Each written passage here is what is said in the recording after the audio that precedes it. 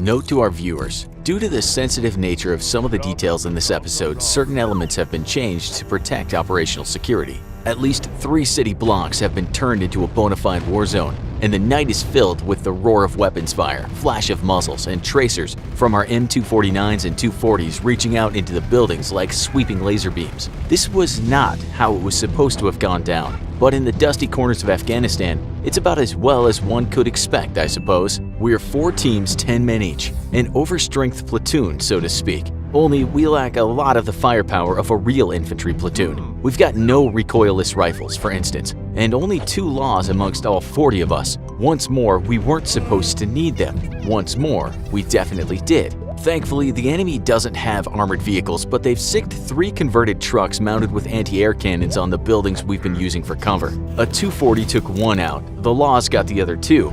Then they put a round into the vehicle the 240 took out for good measure. I'm trying to keep an ear to both my team and the command's radio nets. Being team leader all too often means having to do 3 or 4 things at the same time, while trying really hard not to die. My team's taken up position inside a small abandoned warehouse of some kind. The walls are thick enough to not crumble under the fire of AKs, and the upper floor has some great vantage points to watch enemy movement on the street in front and behind us. The other 3 teams are strung in a rough L-shaped formation across various other buildings to our 9 o'clock. We make up the far right element of our formation. Next to me, our sharpshooter is singing a nursery rhyme to himself, pausing only to take shots. Mary had a little lamb, boom! Little lamb, Mary had a little lamb, boom! Whose fleece was white as boom, snow. It's a mental trick I've seen him use before, something to help him cope with the pressure and the fear. The fighting in front of us is too close for him to engage, so he's popping targets a quarter mile away,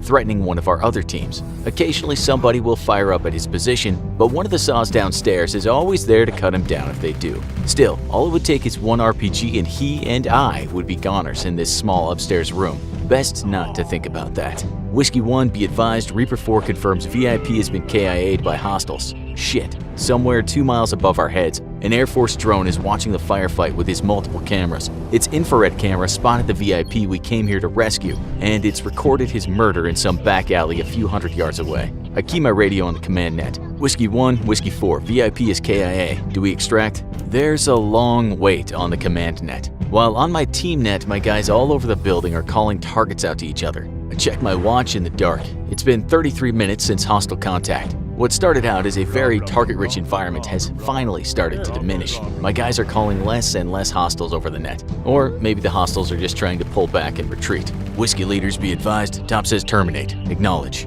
Terminate. We failed to reach our VIP in time, so now we're gonna do what we really came out here to do. Eliminate every single hostile. This op has basically just turned into an extermination mission. 4 days before, all team leaders got called into a briefing. You always know when it's going to be something serious and very complicated. If only the team leads get called in for a mission brief. Less complicated and therefore less dangerous ops typically get mass briefings. When we finally get our brief, I can't help but sigh in wonder. This one is gonna be a doozy.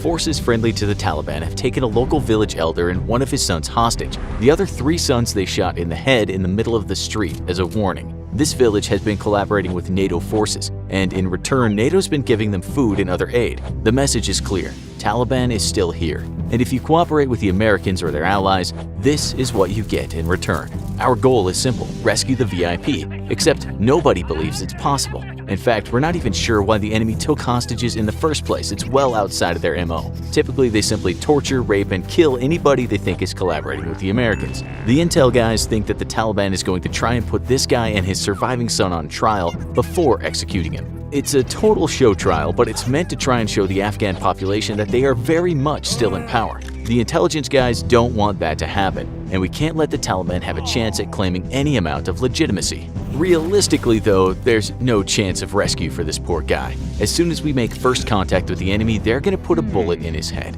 No way are they going to let us score a huge morale victory and actually rescue this village elder. Sadly, this man's life has become nothing more than a football to be kicked back and forth in a great big game of propaganda. We put this guy in danger when he offered to cooperate with us, so the least we can do is our damned best to rescue him, if we can get him good. But the real mission is loud and clear. We're there to neutralize every single hostile we come across. NATO does not negotiate with terrorists, and we're here to show that if you resort to kidnapping for extortion and propaganda purposes, we'll eradicate you completely. There can be no other response, otherwise kidnapping and other hostage-taking will spread like a cancer throughout the nation. We have to cut this cancer out immediately and prevent its growth. Our primary objective, though, is to rescue the VIP alive, and we're going to do that to the best of our abilities. Intelligence has been watching the perp's movements and finally spotted where they're holding him, a small industrial city near the eastern mountains. Makes sense. They were probably hoping to smuggle him across the border into Pakistan tribal areas where the Taliban could hold its fake trial in relative safety.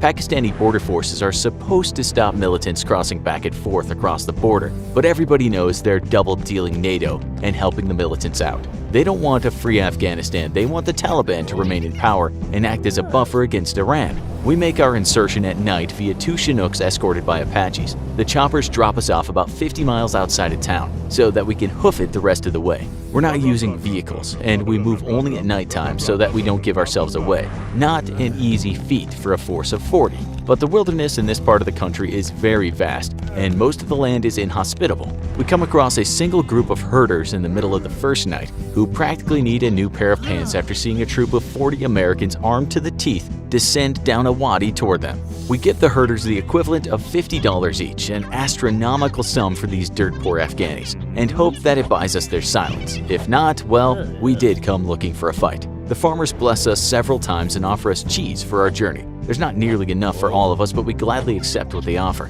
The Afghan people are incredibly generous and most honorable. The gesture is one of respect and kinship, and it sets us at ease about having our movement betrayed. On the second night of our march, we near the small city and widen the distance between each team, putting about a half a mile between us. In the dark, rocky wilderness, it's very hard to spot us, but we have a couple of Australian Special Air Service guys with us who are incredible scouts and guides. They pick a path through the wilderness that keeps us moving along wadis and canyons hidden from prying eyes. Surprisingly, the infiltration into the city's outskirts should be easier than remaining hidden throughout our wilderness trek. Most of the city has been abandoned due to the proximity of the Pakistani border and the prevalence of foreign fighters sneaking into Afghanistan through Pakistan. And besides, the city was never very big to begin with. Some sort of small industrial center, likely supporting the mining industry in the mountains. All around the outskirts, buildings have been abandoned. Moving through them should be easy. Our intelligence said that the VIP is held on the eastern edge of the city, and we each have an aerial snapshot of the target building along with the streets around it.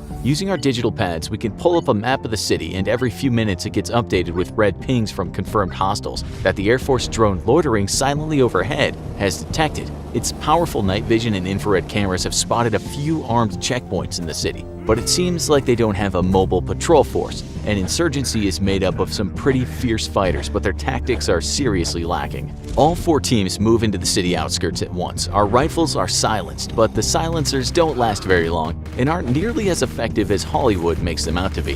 The key to success is going to be move fast and hit them hard. As soon as we make contact, a quick reaction force will land on Blackhawks and Chinooks on the west end of the city, trapping the enemy between us. Once things get loud, several air assets, to include Apaches right now on the station several miles away, will come in to deliver air support. An Air Force combat controller with us has a laundry list of Air Force toys on call if we need them, but generally we'd like to avoid flattening the entire town. Fast forward 30-something odd minutes, things got loud, everything went sideways. All 4 teams got pinned down by a huge number of hostiles. Typical op stuff. Worst of all, though, VIP got himself KIA'd by the bad guys who now know they're losing this fight. Nobody wants to drop heavy ordnance in the middle of a city, so instead our air support gave us a few strafing runs with cannons. The fighting's been door to door, and most of the job is going to be on us and not the Air Force. Still, what I wouldn't do to have just 3 or 4 buildings imploded with a 500-pound bomb. It's now on to phase 2 of this fight. There's no hope of hostage rescue, so we have to do our best to deter any other hostiles from trying this shit again,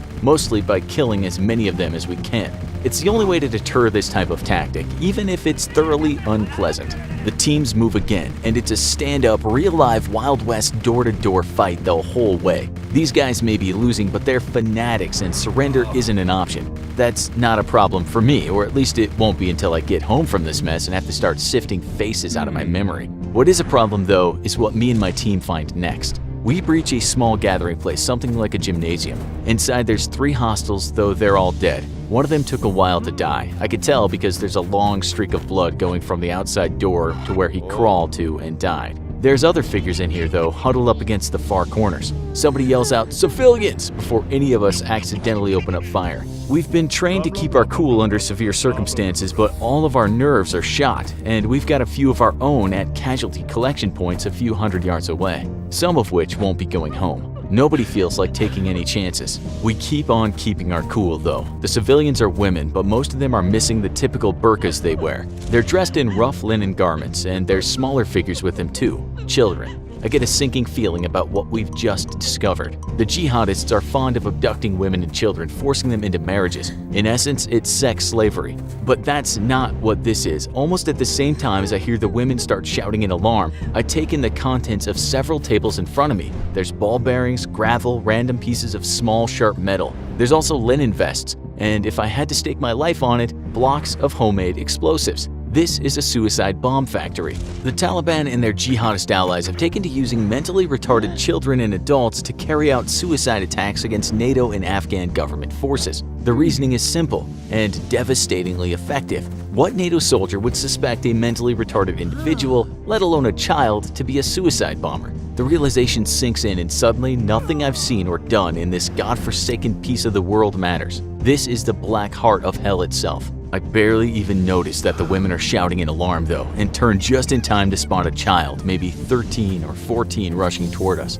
It's not like in the movies. Time doesn't slow down to a crawl for you. It only does that weeks, months, or years after the fact when you're home in bed and your brain makes you relive the memory. I have to piece together what happened from memory. I remember somebody shouting, one of our guys. There was a roar of an M4 carbine, but it was only one shot, not our usual double tap to confirm a kill, and not a quick burst of fire from the rifle's 3-round burst fire setting. It was just one shot, a single, reluctant shot, center mass on a child. It didn't matter though, the detonator had already been triggered. When I came to, I remember myself thinking, that's the 2nd time. You can't keep taking concussions like that. I follow the NFL. I know how bad concussions can be. Your brain is funny like that. It pulls the most random concerns to the forefront of your mind, smack dab in the middle of a crisis situation. I remember talking to a guy once who got shot up pretty bad and things didn't look good for him. He told me that he just kept thinking silly random things like, I really need to get a haircut. I let my hair grow too long. It's definitely out of regs. Concussions was my silly thought, and I suppose it was really just my brain rebooting itself. Things became hazy after that. I'd end up getting dragged back to our casualty collection point. Took a large ball bearing directly to the hip and it shattered half the bone. From that point on, sitting for long periods of time would become extremely uncomfortable and eventually painful. Cuts and bruises other places too. Broken wrist from another ball bearing. Incredibly nothing life-threatening, although the armor plate on my vest took several hits. My lack of life-threatening injuries was a miracle shared by the other 3 guys that had been inside when the vest went off. Everyone got hurt, some worse than others, but nobody died. It's a pretty good day. I wish I could say the same for the half dozen or so women in that building. The kid had been a lot closer to them than us, and I can blame faulty low-yield homemade explosives for our survival, but they still had enough punch to decimate several of the women. I remember seeing them extracted out along with our wounded, though I never really found out what happened to the survivors. Never even found out where they'd come from. Were they given up by families that supported the Taliban or its jihadist allies? Were these the mentally retarded daughters and sisters of jihadists, used as suicide bomber fodder because they couldn't possibly know better? Or were they abducted from local families and set loose against them? I guess I never really wanted to know. You can only take so much evil in, and sometimes it's best to leave the details out. I know guys who didn't learn that lesson, and I want a chance at a normal life one day. A life back in the real world, comfortably numb in American suburbia somewhere, with my biggest concern being that my neighbor's grass was growing better than mine. Now to see what it would be like in this situation for most people, go watch How Can You Survive in a War Zone with No Military Training? If you like this video, then you'll love that one, so go watch right now.